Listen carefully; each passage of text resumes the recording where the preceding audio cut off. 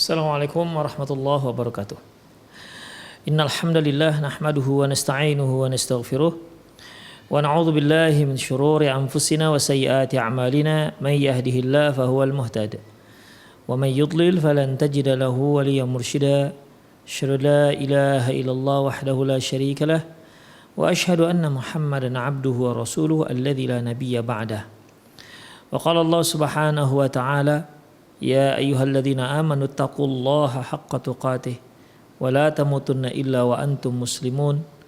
Wa qala azza man qala ya ayyuhalladzina amanu taqullaha wa qulu qawlan sadida yuslih lakum a'malakum wa yaghfir lakum dhunubakum wa man yuti'illaha wa rasulahu faqad faza fawzan 'azima.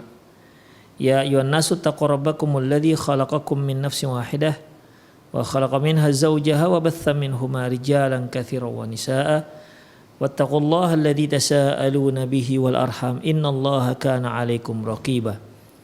Amma ba'du, inastaqal hadithi kitabullah wa khairal hadi hadi Muhammad sallallahu alaihi wasallam wa syarrul umur muhdatsatuha wa kullu muhdatsatin bid'ah wa kullu bid'atin dhalalah wa kullu dhalalatin finnar. Kaum muslimin dan kaum muslimat, kembali kita bertemu di kajian kitab yaitu Fiqhut Tarbiyatil Abna, di mana kita telah membacakan poin-poin yang terkait dengan pengaruh terhadap hal-hal yang berpengaruh terhadap pendidikan anak, dan yang terakhir lalu yaitu bagaimana pengaruh tamu terhadap anak-anak kita. Berikutnya ikhwah, Syekh menyatakan wahal yudrabul ibnu li ta'dibihi, apakah boleh anak itu dipukul sebagai untuk memperbaiki adabnya. Wa hadhihi mas'alatun muhimmatun laha fiqhuha. Ini masalah yang penting dan ada fikihnya, ada aturannya. Jadi ketika seorang itu memukul anaknya, ya dia tidak boleh asal pukul. Pukulan itu ada aturannya. Fal mawaqifu takhtalifu. Kondisi seseorang itu kondisi seseorang itu berbeda. Wa kadzalikal ahwal, demikian juga situasinya. Wa aidan al masail allati sayu'addibu min ajliha. Demikian juga hal ini terkait dengan ini pelanggaran dalam masalah apa.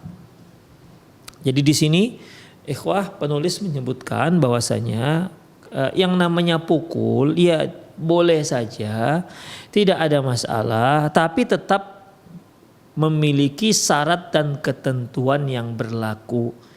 Tidak boleh seorang itu asal pukul, marah sedikit pukul anaknya, selalu diberikan hukuman fisik. Ini tentunya tidak dibenarkan dalam Islam. Untuk memukul ada tahapan-tahapannya, hingga sampai pada tahapan yang orang tua menganggap anak ini butuh untuk dipukul supaya memberikan dampak jera terhadap si anak. Oleh karena itu kata beliau, sikap kita dalam memukul anak itu berbeda-beda. Hukuman pukul yang diberikan kepada anak itu berbeda-beda. Ya, ada kemudian juga terkait dengan dia itu melanggar masalah apa. Hal hiya masailun mustabashsha'ah mustaqbahah wal mustahjanah am hiya duna dzalik. Apakah perkara yang dia langgar adalah perkara yang sangat buruk dan sangat jelek, ataukah perkara yang tidak sampai seperti itu? Artinya di sini ikhwah, hukuman yang diberikan kepada si anak yaitu berupa hukuman pukul, kita juga harus fahami masalah apa rupanya yang telah dia langgar. Apakah masalah yang dia langgar itu layak kita berikan hukuman berupa pukulan ataukah tidak. Makanya tadi beliau sebutkan bahwasanya apakah ini masalah yang sangat buruk ataukah masalah yang biasa-biasa saja.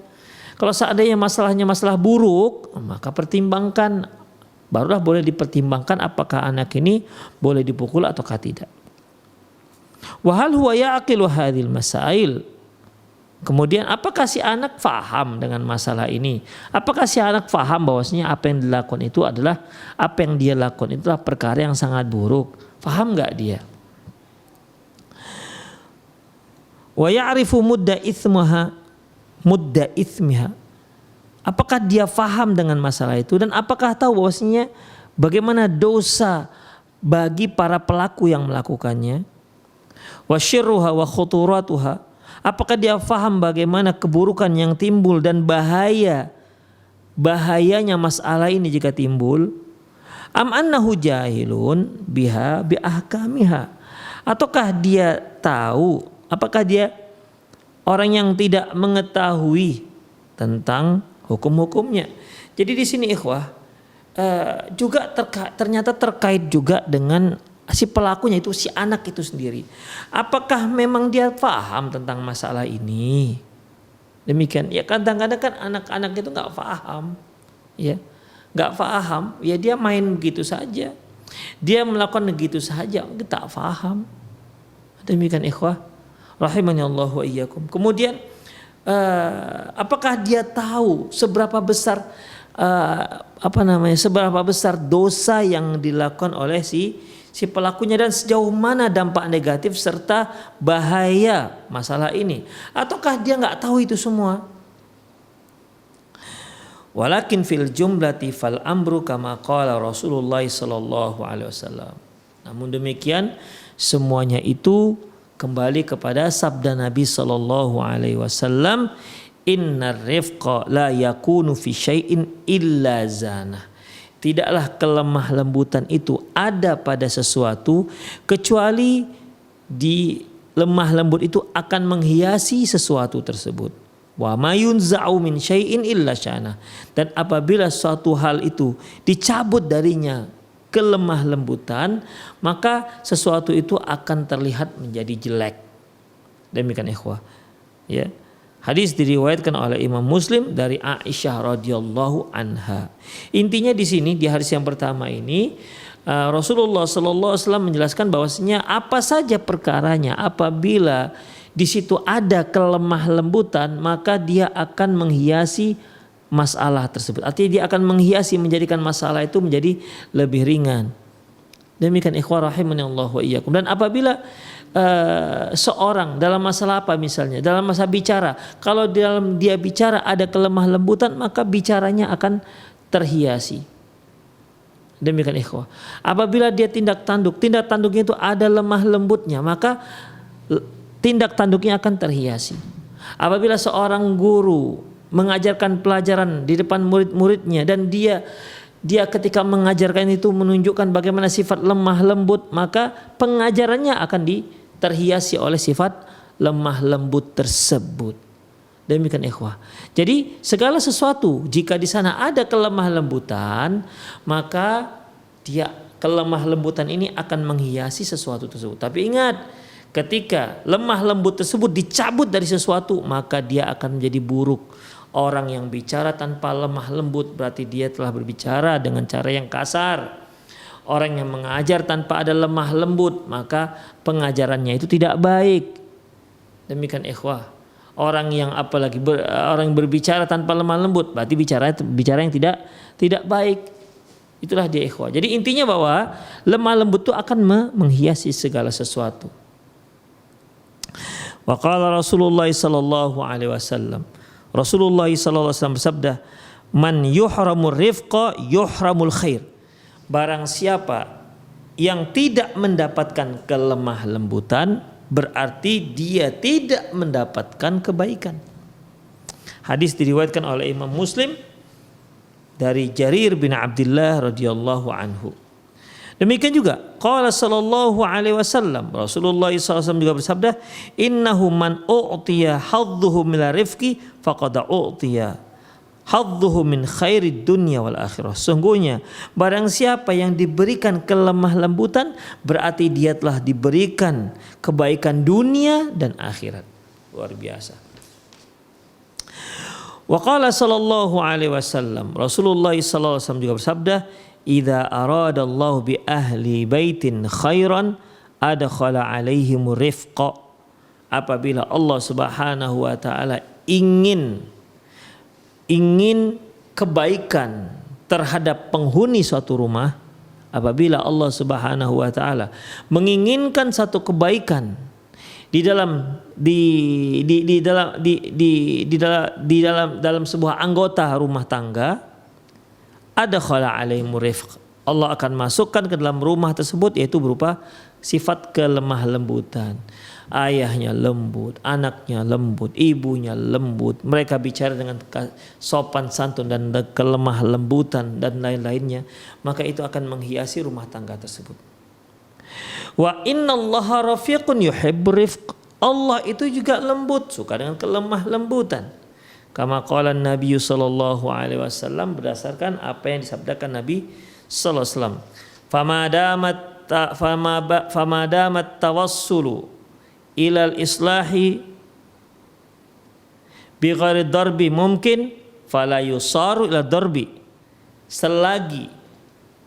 Selagi kita dalam memperbaiki sesuatu bisa dilakukan tanpa pukulan, maka jangan memukul, ya, kecuali jika memang penting untuk dipukul.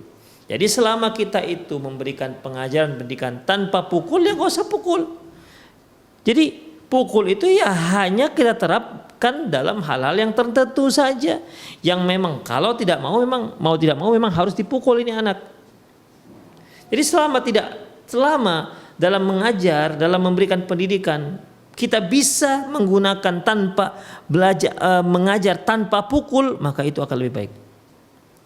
Fa innan nabiyya sallallahu alaihi wasallam ma khuyyira baina amrayni illa akhadha aisaruhuma ma lam yakun ithman. Sesungguhnya Nabi SAW apabila diberikan pilihan, ya, maka dia tidak mengambil kecuali mana yang paling mudah di antara pilihan tersebut, selama pilihan tersebut bukanlah sebuah dosa. Demikian ikhwah rahimani Allah wa iyyakum. Selanjutnya, waqad warada annahu sallallahu alaihi wasallam, bahwasanya Nabi SAW ma daraba syai'an qattun biyadi. Nabi SAW tak pernah mukul satu orang pun. Wala imra'atan wala khadiman. Demikian juga istri, demikian juga pembantu. Jadi Rasulullah selama hidup beliau nggak pernah mukul istri, nggak pernah mukul pembantu. Kita mungkin oke lah nggak pernah mukul istri, tapi pembantu kita sudah berapa kali kita pukuli misalnya. Ya, demikian ikhwah. Illa ayyujahida fi sabilillah, kecuali di saat beliau berperang jihad fi sabilillah. Demikian ikhwah. Jadi intinya bahwa memukul itu ya hanya digunakan pada saat-saat yang memang dibutuhkan. Di saat ucapan lembut tidak lagi mempan untuk memperbaiki seseorang. Di saat kata-kata tegas tidak lagi dapat memberikan dampak jerah bagi si pelaku kemungkaran, maka dibolehkan dilakukan dengan pemukulan. Demikian ikhwah. Fahina idzin alaina bil kalimati idza aradna al islah. Berarti apabila kita ingin memperbaiki seseorang, maka kita mulai dengan kalimat-kalimat. Wa alaina bi anwa'it targhib, dan memberikan support, memberikan rangsangan, memberikan penggairahan, memberikan dia semangat untuk berbuat kebaikan tersebut. Fa idza lam yujadul kalimah at-thayyibah fil islah, jika ternyata ucapan-ucapan yang baik, bujukan-bujukan itu ternyata tidak dapat merubah orang yang pelaku maksiat tersebut, ista'maltal kalimatil lati tahmilu naw'an minaz zajri wasti'mali tarhibi. Jika ternyata ucapan yang baik dan lembut itu tidak berpengaruh terhadap, tidak merubah seseorang, tidak merubah dia menjadi orang yang lebih baik, maka Anda boleh menggunakan kalimat-kalimat yang tegas di mana di sana terdapat kritikan pedas. Ya. Wasta'mal tarhib, dan kata-kata ancaman. Ya, kata-kata ancaman bihasbi nau'il khata' wal jurmi wal mutarakkib. Adapun kata-kata ancaman itu hanya disesuaikan dengan bentuk ataupun jenis kesalahan yang dilakukan ataupun jenis pelanggaran yang mereka lakukan. Fa idza lam yujad wa lam tanfa'u kalimatuz zajri hadhihi fa hidin qad yujid darbu. Dan apabila ternyata kalimat yang tegas, kalimat yang mengancam, ucapan-ucapan yang mengancam si anak itu ternyata juga tidak membuat si anak menjadi lebih baik atau tidak dapat membuat si anak untuk meninggalkan kemungkaran, padahal sudah diomongin dengan ucapan yang paling lembut. Demikian ikhwah, diancam juga sudah. Lantas bagaimana? Maka qad yujad darb. Terkadang memukul itu akan lebih dapat untuk merubah seseorang.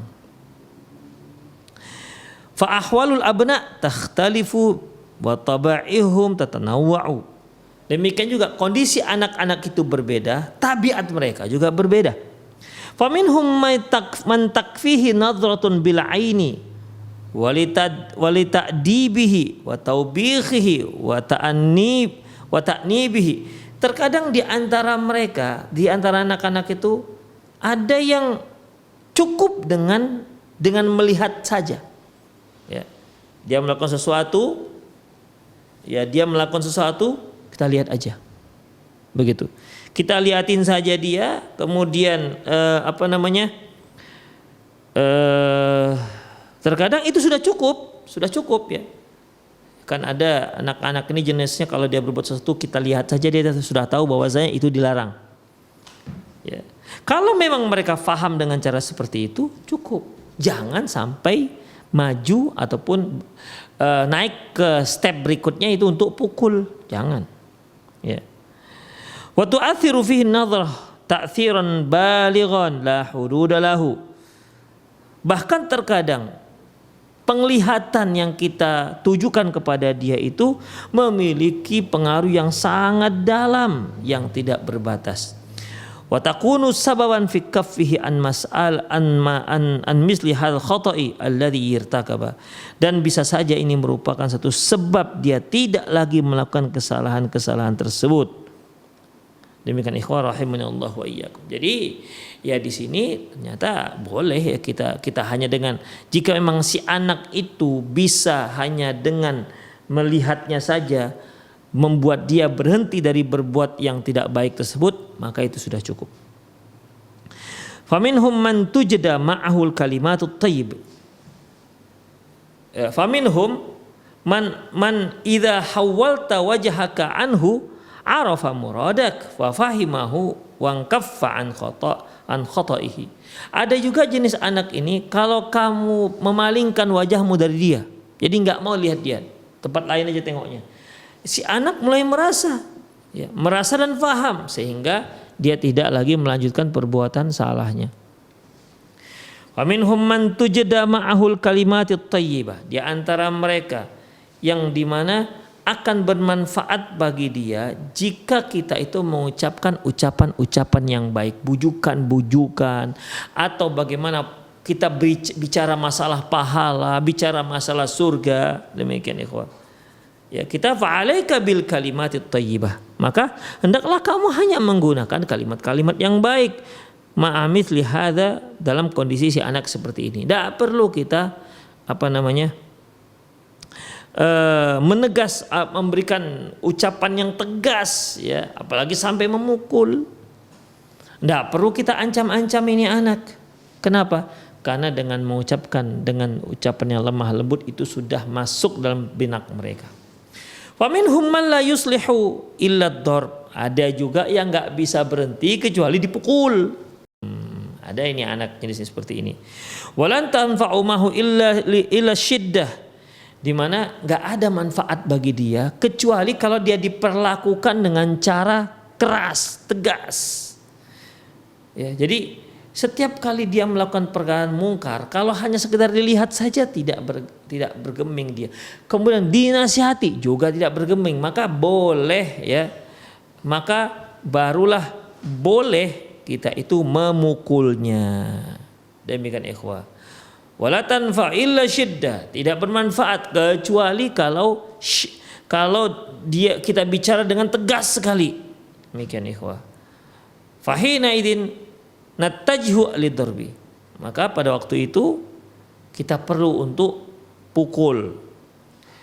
Wasyiddatu bil qadari alladhi yuslihu faqat wala nata'addahu. Adapun pukul tersebut, ya, dia ada takdirnya, ada kisarannya ikhwah, ya, di mana kita menggunakan pukulan ini semata-mata untuk memberi dia pelajaran, titik, tidak ada yang lain. Tidak ada di sana saking marahnya seperti ada dendam pribadi misalnya, maka ini nggak dibolehkan. Demikian ikhwah. Jadi dalam Islam pukul boleh, tapi jangan kelewatan. Apabila kita memukul anak kita yang melakukan sebuah kesalahan, tapi dia memukul dengan berlebihan, maka dia namanya menzalimi anaknya. Demikian ikhwah rahimanallahu wa iyyakum. Jadi jangan sampai jangan sampai kita itu memukul tapi di luar batas, ghulu. Berlebihan sekali dia memukul anaknya. Padahal anaknya mungkin hanya melakukan satu kesalahan. Tapi dia pukul anaknya bagaikan memukul maling yang ketangkap basah. Ya tentunya ikhwah ini tidak akan dibolehkan dalam Islam. Makanya pukul itu boleh, tapi setelah melalui step-step tertentu dan dia, ya, dan ketika memukul itu dilakukan itu juga ada ukurannya. Jangan sampai melebihi dari apa yang dilakukan oleh si anak, melebihi dari kesalahan dilakukan oleh si anak. Kemudian wala nata'addah, enggak boleh kita lampaui batasan ini.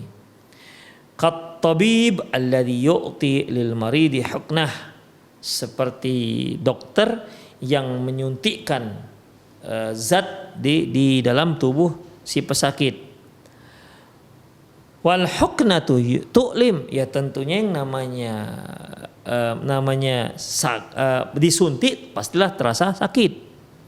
Walakinnaha biqadril marid fahasab, hanya saja kan dia menyuntiknya sesuai dengan kebutuhan si sakit, ya, bukan ada semuanya disuntik dengan suntik yang besar, enggak seperti itu. Demikian ikhwah rahimanallahu wa iyyakum. Farrajulu iyashtadda ma'a abnaihi idza ra'a minhum qusuran aw wajada fihim khalalan. Seorang laki-laki boleh dia bersikap tegas kepada anak-anaknya jika melihat anaknya itu melakukan kesalahan. Ya, jika si anak melakukan kesalahan boleh ditegaskan dia. Ya tentunya sebelum tegas di sini dia harus ya tetap dimulai dengan kelemah lembutan. Baik. Akhrajal Bukhari wal Muslim, Imam Bukhari dan Muslim meriwayatkan sebuah hadis Abdurrahman bin Abi Bakar, dari hadis Abdurrahman bin Abi Bakar, anna ashabus suffah kanu nasan fuqara. Kata beliau dahulu ada ashabus suffah. Ashabus suffah ini mereka yang tidur di masjid. Ya, ashabus suffah ini mereka yang tidurnya nginapnya di masjid. Jadi ashabus suffah ini rata-rata orang-orang yang miskin, tidak ada yang kaya. Taib. Kata Abdurrahman bin Abu Bakar, Inna Rasulullah qala marrah. Sementara Rasulullah SAW pernah mengatakan satu kali, Man kana indahu ta'amul isnaini falyadhhab bisalasin. Barang siapa yang memiliki makanan cukup untuk 3 porsi, maka silahkan bawa.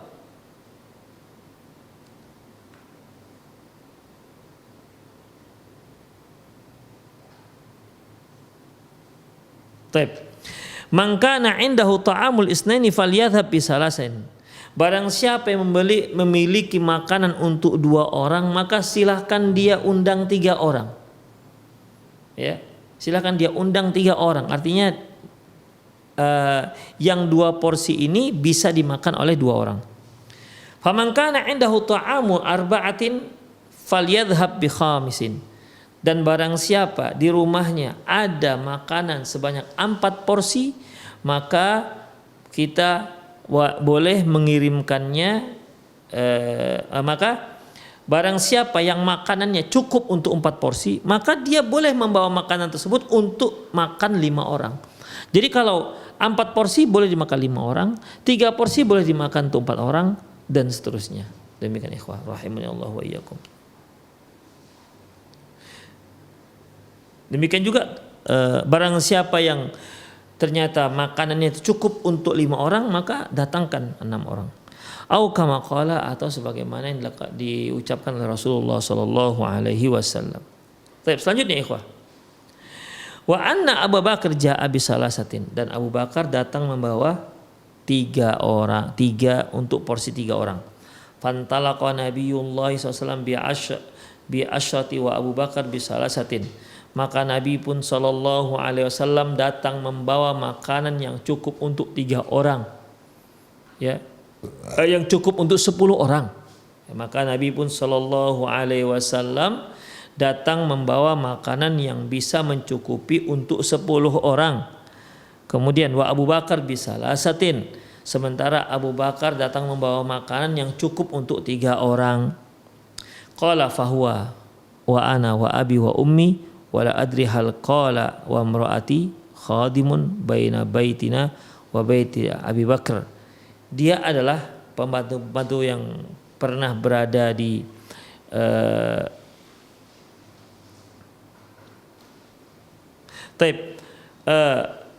yaitu Abu Bakar. Rasulullah datang membawa 10 porsi, kemudian Abu Bakar 3 porsi, dan dia maksudnya Abdullah bin Abdurrahman menceritakan 3 itu yaitu saya, ayah saya, ibu saya. Demikian ikhwan. Wala adri hal qala imraati wa khadimin wa baina baitina wa baiti Abi Bakar. Aku lupa kata si perawi, apakah yang dia katakan itu adalah istriku, pembantu-pembantuku, dan lain-lain. Qala wa inna Abu Bakar ta'asya 'inda Nabi sallam. Tapi ternyata Abu Bakar itu makan malamnya bersama Nabi di rumah Nabi. Kemudian summala bisa hatta shallaitu al-isya. Kemudian beliau pun berada di rumah Nabi hingga aku selesai salat Isya. Kemudian summa raja'a fala bisa hatta na'isa Rasulullah SAW. Kemudian beliau pun balik ya ke rumah Rasulullah hingga Rasulullah pun mengantuk. Lantas ikhwah, faja'a ba'du ma madha minal laili masyaallah. Kemudian faja'a ba'da ma madha minal laili masyaallah. Dan rasa kantuk itu terjadi setelah malam agak larut ya.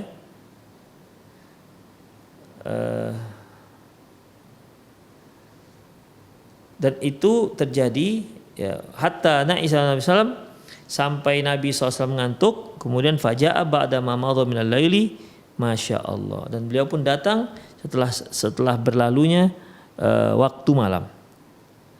Faqalat lahu imra'atahu. Jadi ikhwah, setelah beliau bersama Nabi SAW, ketika dia sudah agak malam, beliau baru pulang ke rumah. Ya, beliau baru pulang ke rumah. Kemudian qala dan berkata istrinya itu Aisyah radhiyallahu anha, ma habasaka an adhyafik, apa yang menghalangimu, ya, apa yang menghalangi teman-temanmu untuk datang pada tepat waktunya, apa yang membuatmu sampai terlambat, gitulah bahasanya ya. Apakah, ya, jadi istri Abu Bakar radhiyallahu anhu bertanya kepada beliau, apa yang membuat kamu terlambat? Kata istri beliau, kemudian au qalat daifuka an diyafati, atau dia mengatakan maksudnya adalah tamu. Qala awama asyaitum. Abu Bakar bertanya, loh, apakah kalian sudah makan malam? Qalat abau hatta taji'u. Kata Aisyah radhiyallahu, mereka tidak mau makan hingga Anda ikut makan bersama mereka. Kemudian qala fadhahabtu ana fakhtaba'tu, maka aku pun ikut, maka aku pun pergi dan aku pun berondok, aku pun bersembunyi. Qala ya ansara fajadda'a wa shabba wa sabba, wahai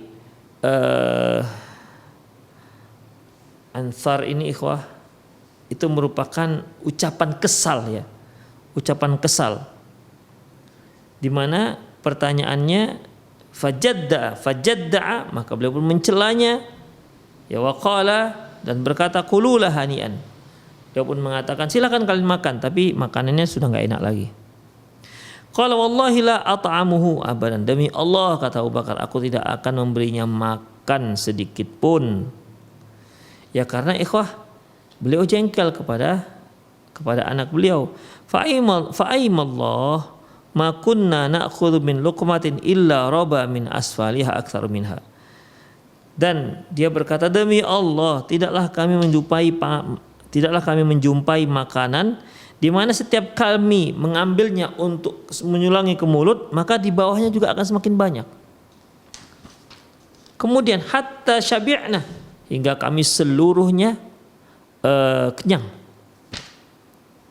Wasarat aktsaru ma mimma kanat qabla dzalik. Wa nadhara ila Nabi sallallahu fa idza huwa kama hiya au aktsar. Dan kemudian Abu Bakar radhiyallahu anha melihat kembali bagaimana makanan yang tadi tersedia. Ternyata makanan tersebut yang sudah dimakan oleh beberapa orang, ternyata makanannya enggak berkurang. Ternyata makanannya enggak berkurang, au aktsar, bahkan lebih banyak, semakin banyak. Qala limratihi, lantas dia berkata kepada istrinya, ya ukhti Bani Firas, ma hadza, wahai saudariku dari Bani Firas, ma hadza, apa ini? Qalat la qahrata aini lahi al-an aktsaru minha qabla dzalika bisalathi mirarin. La qurrata aini, bukanlah satu hal yang penting, ya. Sekarang itu lahi al-an aktsar minha, sekarang itu dia lebih baik dibandingkan sebelumnya. Qabla dzalika bisalasati mirarin, ya. Dan dia sekarang itu lebih banyak dari yang sebelumnya sebanyak 3 kali lipat. Jadi ikhwah, makanan yang dihidangkan oleh Abu Bakar radhiyallahu anhu ternyata di akhir-akhir itu tak berkurang, bahkan semakin banyak, bertambah menjadi 3 kali lipat banyaknya. Qala fa'akala minha Abu Bakar, maka Abu Bakar pun makan, ya. Wa qala inna ma kana dzalika minasyaitan, yakni yamin, summa akala minha luqmatan summa hamalaha ila Rasulullah sallallahu alaihi wasallam fa asbahtu indah. Kemudian ikhwah, beliau juga mengatakan, Abdurrahman bin Abu Bakar juga mengatakan, kemudian beliau pun makan, ya, makan dari hidangan tersebut. Kemudian Abu Bakar berkata, apa yang kukatakan tadi itu dasarnya dari setan, kata Abu Bakar, ya. Kemudian summa akala minha luqmah, kemudian kembali Abu Bakar makan sesuap. Summa hamalaha ila Rasulillah sallallahu alaihi wasallam fa asbahat indahu. Kemudian setelah itu beliau bawa ini makanan ke rumah Rasulullah sallallahu alaihi wasallam. Fa asbahtu indahu, dan aku pun nginep di rumah Rasulullah sallam. Qala wa kunna bainana wa baina qaumin aqdun madha al ajal, dan antara kami dengan satu kaum itu ada akad perjanjian. Famadal ajal, dan sudah lewat masa perjanjian tersebut. Fa'arrafana isna asyara rajulan ma'a kulli rajulin minha unasun. Maka ikhwah rahimani Allah wa iyyakum, ya, maka kami pun dibagi-bagi beliau sebanyak 12 orang. Ma'akul li rajulin minha unasun. Jadi beliau membagi-bagi 12 orang, masing-masing orang ini ada bawahannya. Masing-masing orang ada bawahannya. Kemudian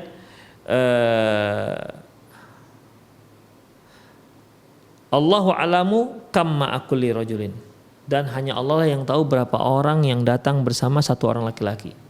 Jadi tadi ada 12 laki-laki dipisah-pisah, ya, masing-masing punya tugas masing-masing. Nah, demikian ikhwah rahimani Allah wa iyyakum. Illa annahu ba'atha ma'ahu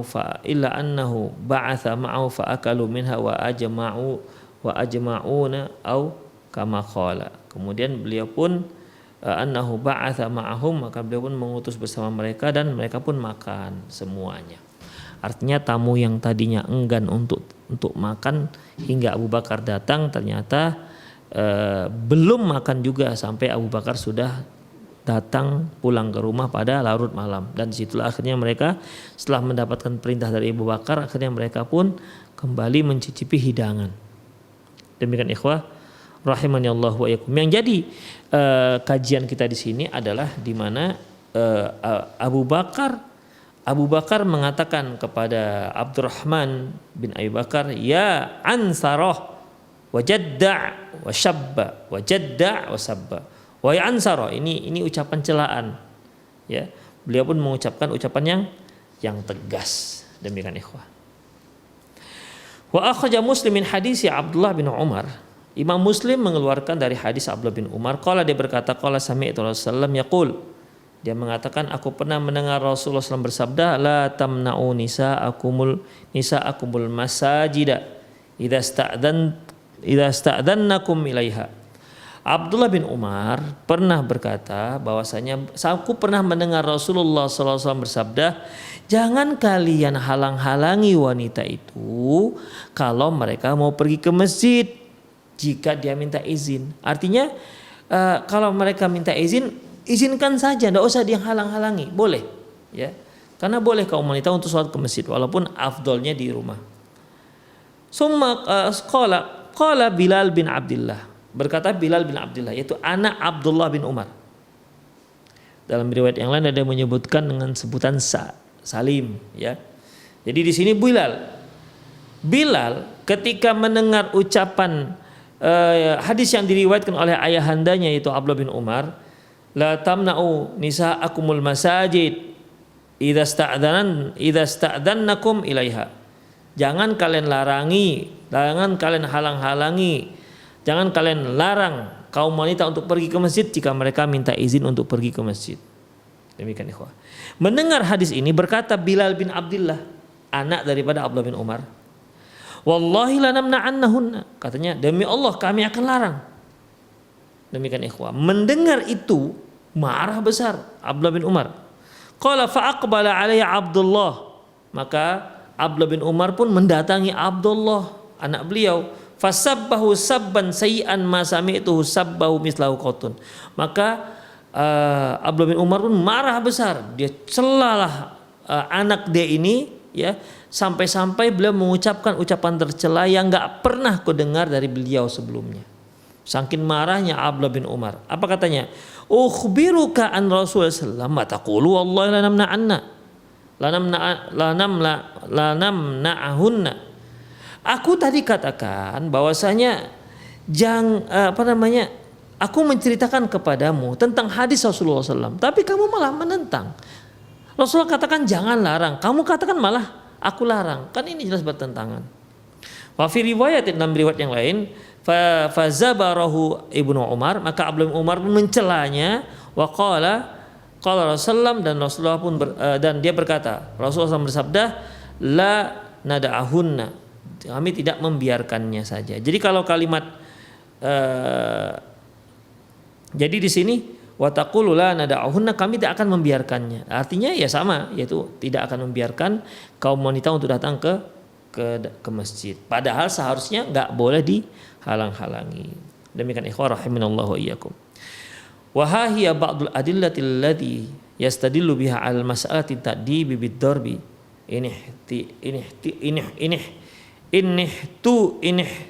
tija ilaihi ma ba'dul abna. Demikian juga ini berikut beberapa dalil yang bisa dijadikan sebagai data dalil atas permasalahan pukul yang digunakan dalam mendidik. Ini tija ilaihi, itu pun kalau memang dibutuhkan oleh anak-anak, oleh anak didik, ma'ba'd abna, dan yang sedang bersama anak-anak yang lain. Li'adami ta'atihim fil ma'ruf, dikarenakan mereka tidak mentaati perbuatan-perbuatan yang baik. Au li'adami istijabatuhum li fi'il khair, atau memang mereka tidak begitu respon terhadap ajakan-ajakan perbuatan baik. Au israrihim ala isyani wa tamarrudi wa zulm, atau dia memang terbiasa yang seperti itu, terbiasa berbuat maksiat, terbiasa berbuat zalim dan seterusnya. Wa hunaka awalan ba'd nususi 'amma allati yustadallu laha ala jawazi ad-darbi lit-ta'dibi idza lam yujad ghairuh. Berikut adalah nas-nas Quran yang dijadikan sebagai dalil, bolehnya mendidik dengan menggunakan pukulan.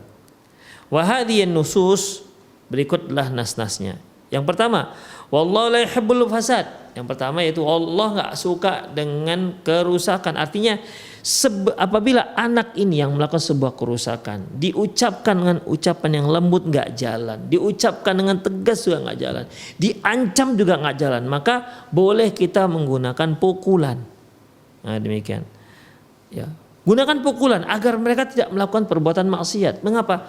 Wallahu la yuhibbul fasad. Allah tidak suka dengan kerusakan. Wa qaulu subhanahu falaula kana minal mu'minin falaula kana minal quruni min qablikum ulu baqiyatin yanhauna 'anil fasadi fil ardi illa qalilan mimman anjayna ma minhum.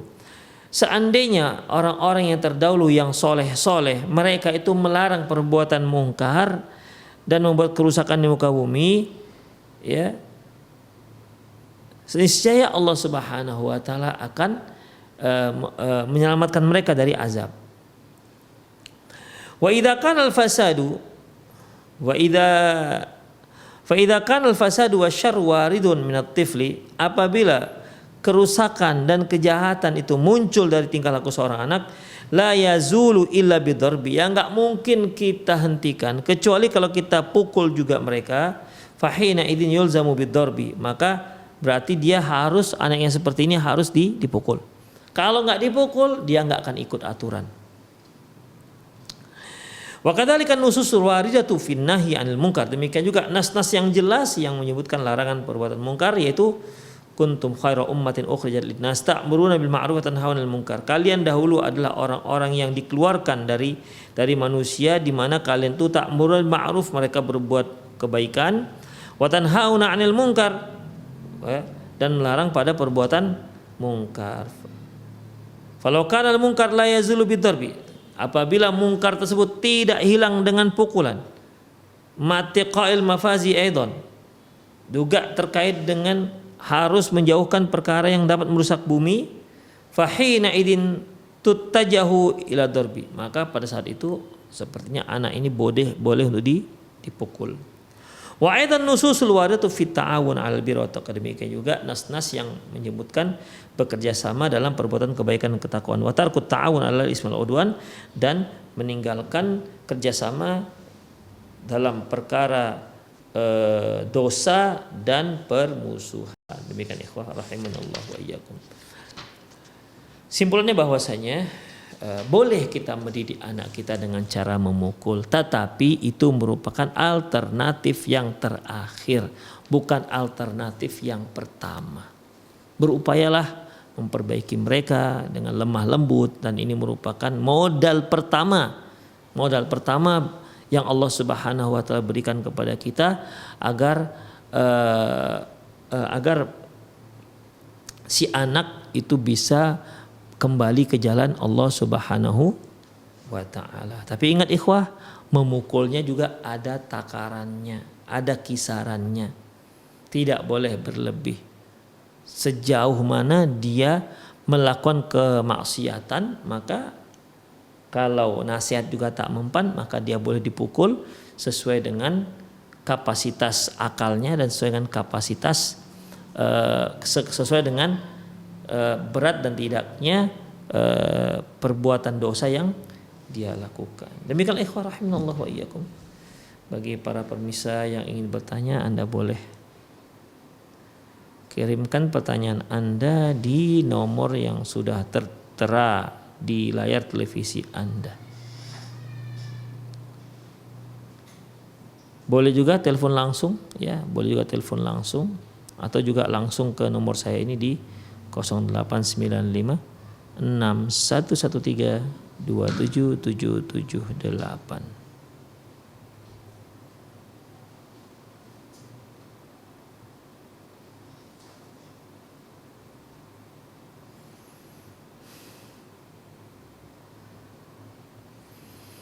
Tapi sekali lagi, bagi para pemirsa yang ingin bertanya langsung, silahkan melalui telepon, via telepon atau melalui via chat.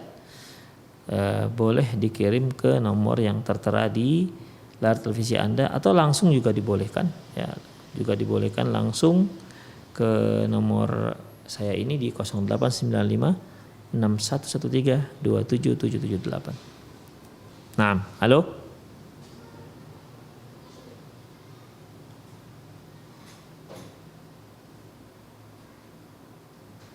Halo. Sekali lagi, bagi para pemirsa yang langsung, silahkan melalui telepon, via telepon atau melalui via chat. Boleh dikirim ke nomor yang tertera di televisi Anda, atau langsung juga dibolehkan. Langsung di 09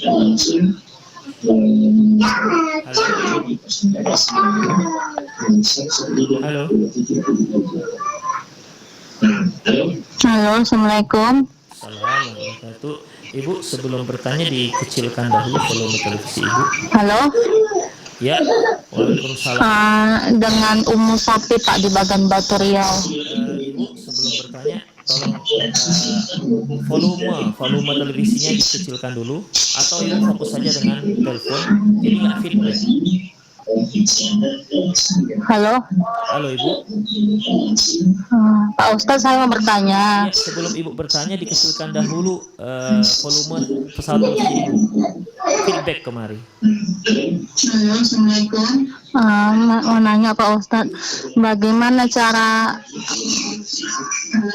mendidik anak yang baik ya Pak Ustadz?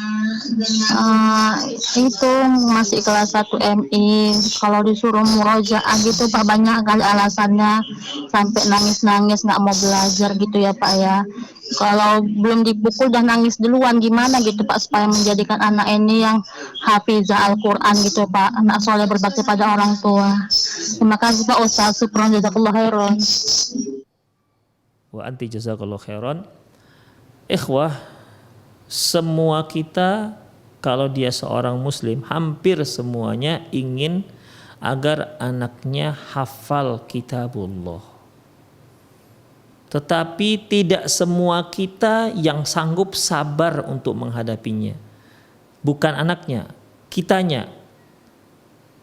Tetapi tidak semua kita yang sabar untuk menghadapi ini semua. Kita ingin anak-anak kita tuh hafal Al-Quran dengan instan. Kita ingin anak-anak kita menghafal dengan sukarela tanpa ada ujian tanpa ada halangan dan hambatan? Ya tentu tidak mungkin. Ya, tidak mungkin. Setan nggak akan mungkin membiarkan anak-anak kita itu untuk menjadi seorang yang hafal Al-Quran.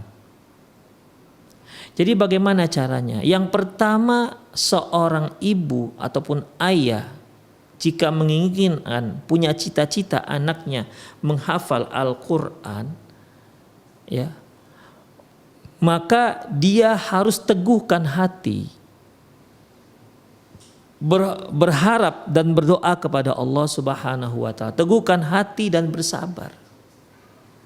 Demikian ikhwah. Ya. Kemudian untuk si anak ya dia dibujuk agar dia mau menghafal.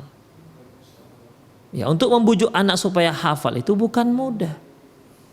Anak ini jangan sampai dia itu dipaksa. Jadi kita cara membujuk bagaimana? Kita beri hadiah, kita beri apa yang dia inginkan. Selama yang dia inginkan itu tidak merusak dia, bukan satu perkara yang maksiat, maka gak apa-apa. Berikan apa yang dia inginkan. Berikan apa yang dia harapkan, yang dia idam-idamkan, berikan.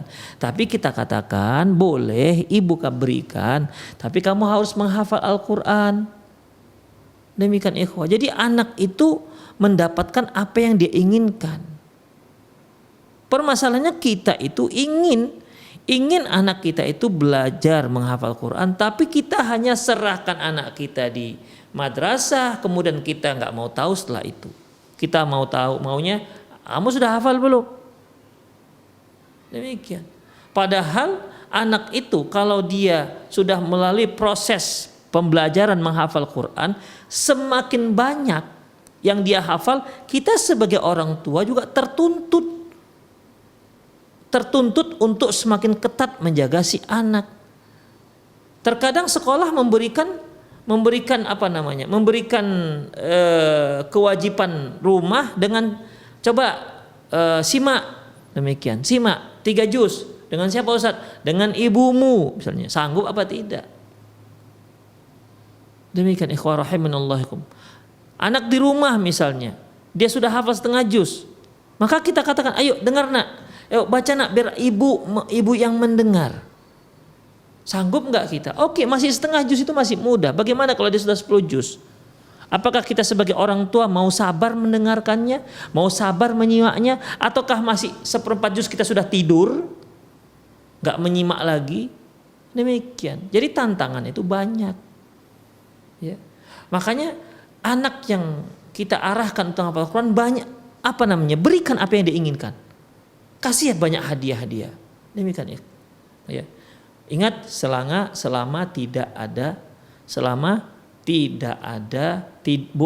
yang dia inginkan itu bukan yang berbahaya untuk dia, memudaratkan dia, atau bukan suatu maksiat. Demikian ikhwah. Jadi berikan apa yang dia inginkan. Bujuk dia dengan pegang hatinya supaya dia mau menghafalkan, dan jangan sekali-sekali dipaksa-paksa. Karena kalau dia dipaksa-paksa, hafalan itu akan menjadi beban bagi dirinya. Kalau sudah menjadi beban baginya, dia akan semakin jauh dengan Al-Quran. Allahu a'lam bishawab. Nah, halo, halo,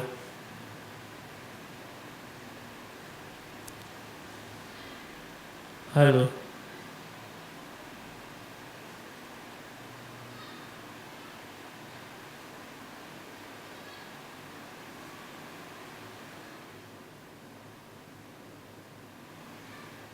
Halo.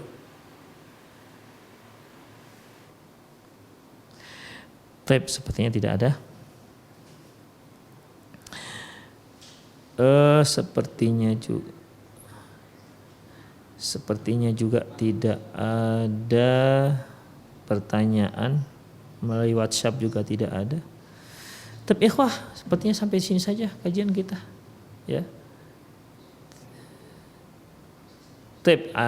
Tape, ada satu lagi yang masuk, silakan. Halo, assalamualaikum. Halo.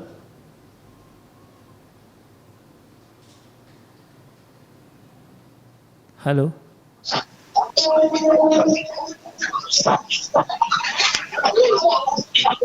Halo.